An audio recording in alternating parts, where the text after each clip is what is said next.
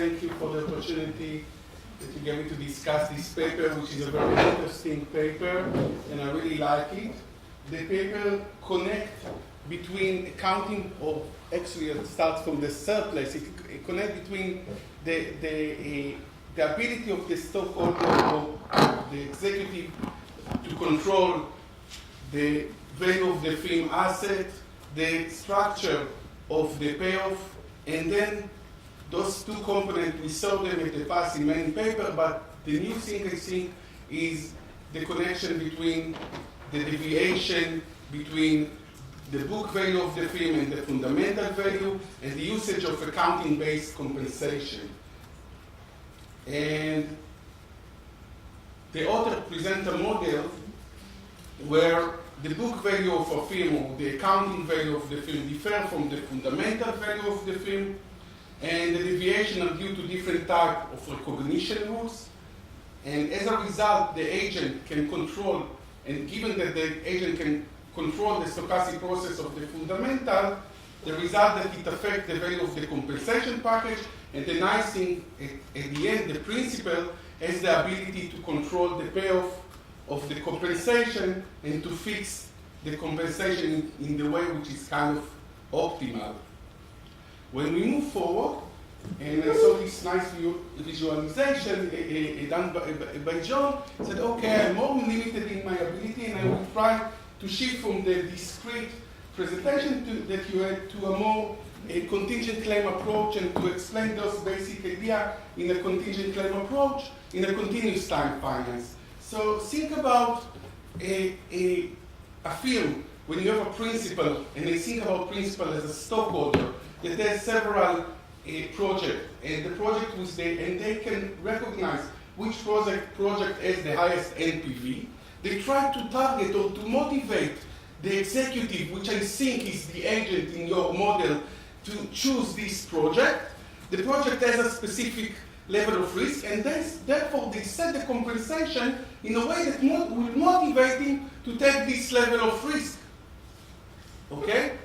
And these specific agents just try to maximize the value of its own holding and not the value of the firm. Those are some embedded options that are kind of made in your paper. So if we are going, so now let's take a specific example. So assume that we have a project with the project with the highest NPV has a volatility of 15%. The value of the firm asset is now 90 cents. Now they have to shape the compensation that will motivate the executive to take a risk of 15%. So they will do this kind of crazy compensation. I was taking it to the extreme. We can get similar with that just with a cap, with a bonus cap, where the executive receives $1 if the value of asset is between 1 and 1.15. As you can see, it will choose the intermediate level of risk of 15% that maximize the value of the assets when they are equal to 90 cents.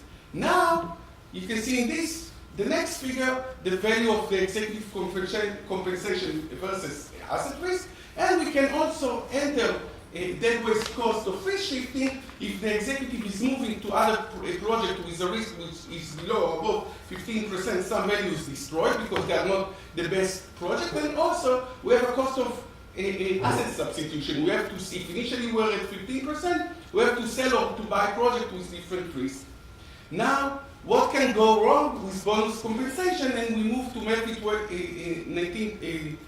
2013, and I just quote a sentence from your paper. So productivity effort, suppose that the value of asset is already 1, so you are inside the range when it's better to reduce risk to 0, as you can see on the right side. And reducing risk to 0 is to buy risk-free asset. It's like to shrinkage just the executive is now preferred to do nothing. On the other hand, when the value of asset is very low, okay, the executive has motivation to do what we call risk-taking and to gamble and to take the project with the highest risk that he or she can find.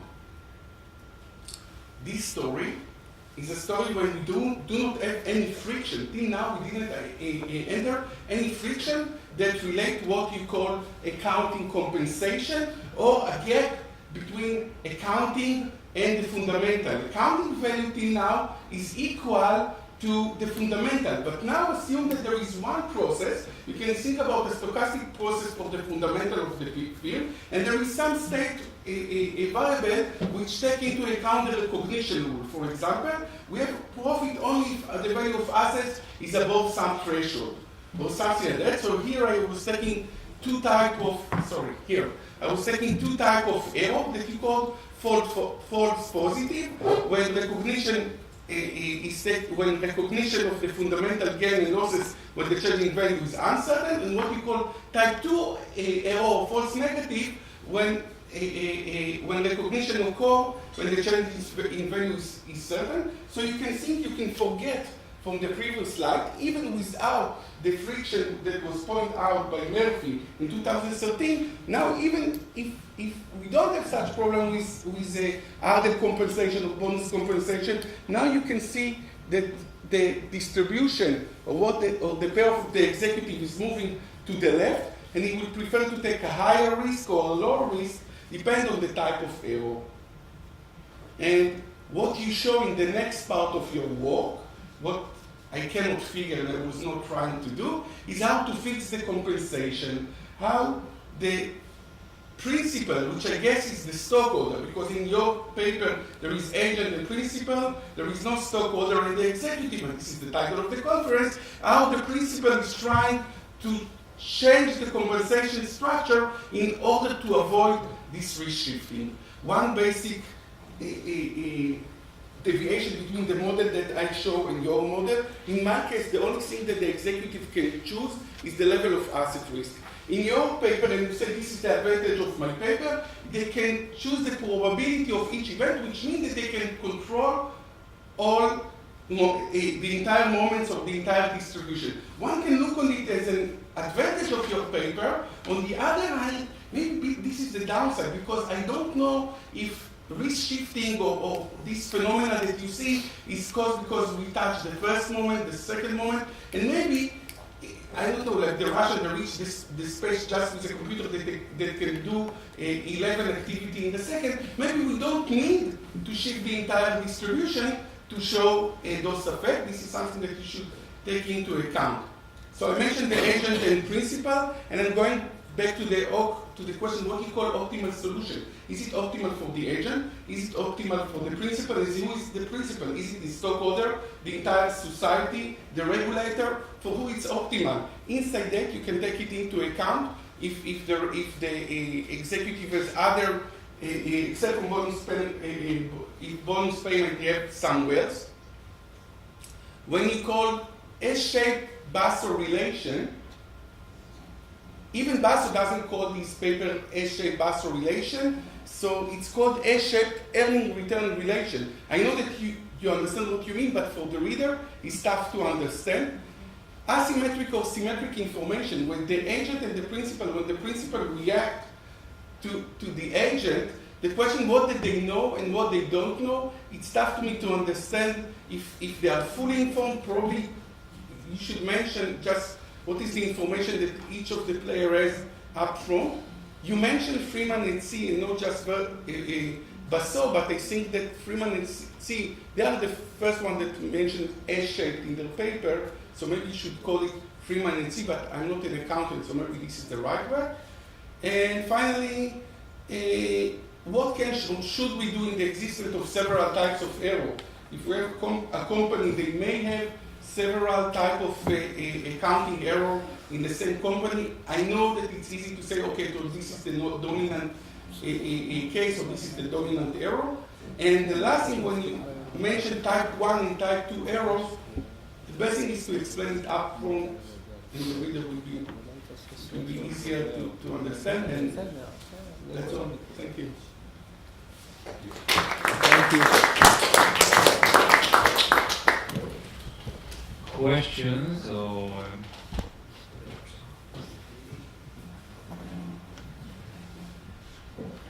I mean, it's not to me that this is a dynamic problem, because whatever you do today, you would have to make adjustments in the future. How do you think about that? Dynamic in terms of the accounting? Yeah. Yeah, so it's a good point. I abstract away from I have a false, let's say I have a false negative error today, because of the way double entry accounting works, someday that's gonna catch up with me, right? And I'll have to reverse that in the future.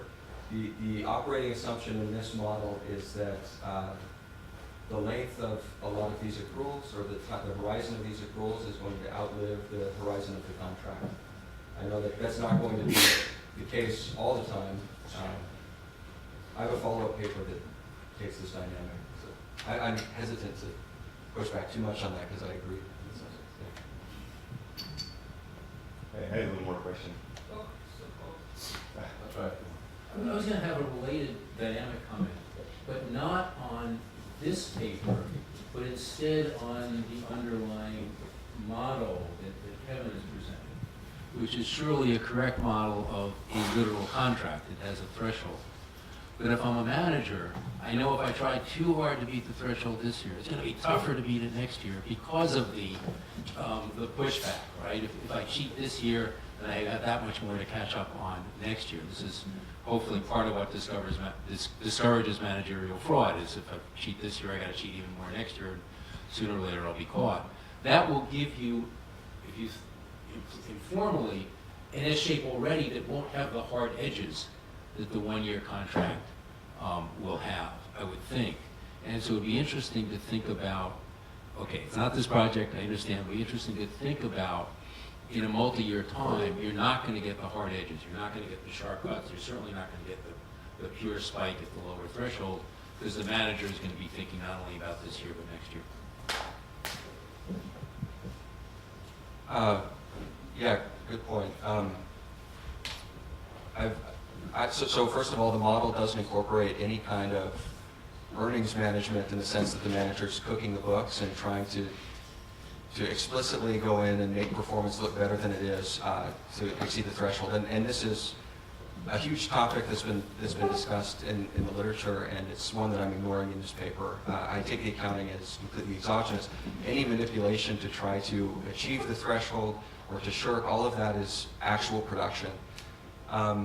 In a dynamic setting where so if I were to introduce some of this earnings management kind of stuff and have multiple periods where eventually that's going to reverse and it's going to become harder for the agent to consistently beat a threshold if he's managing things upward, I think that, I mean, I can't be sure without doing the work, but it seems that at least in some cases that's going to weaken the productive problems, because the agent's going to know that if he uses the accrual process to try to hit a threshold, or if he backs off when he's above the cap and tries to store some accounting reserves for use next year, then the following year that's going to, in the first case, right, then in the following year that's going to make it harder for him to achieve the bonus, and so there's already an incentive against him doing that. In the case of the cap, that could be part of the compensation, optimal compensation package design. Right? Instead of giving you extra compensation today, I could give you a substitute, which is allow you to give you a flat wage, allow you to store some accounting reserves for use later in the next year, and you need more in the model to try to explain why that would be a good substitution to make, or under what conditions that would be a good substitution to make. But that's a good point. Thank you. Without suggesting there should be more in this model. There's plenty in this model going on already, right? Okay. Yeah, I mean, so what is it that we're choosing here ahead of time, right? These lambdas, They're completely exogenous. they're exogenous, right? Yes. Yeah. So So if I think of, but accounting is something that there's a regulatory body that sets accounting. So to some extent I could choose the specific metric that I'm using, right? So when I write a contract, I could choose earnings or free cash flow or something else. And that's kind of what you're thinking here. that's right. So accounting is very multi-purpose, and I think standard setters tend to focus on the use of accounting in capital markets, in valuation. And so the idea here in the paper is that we take some accounting rules as fixed, we decide which type of performance measure we're going to contract on, and then we look at what the implications of that choice will be for the shape of the contract and the action. Okay. Last but not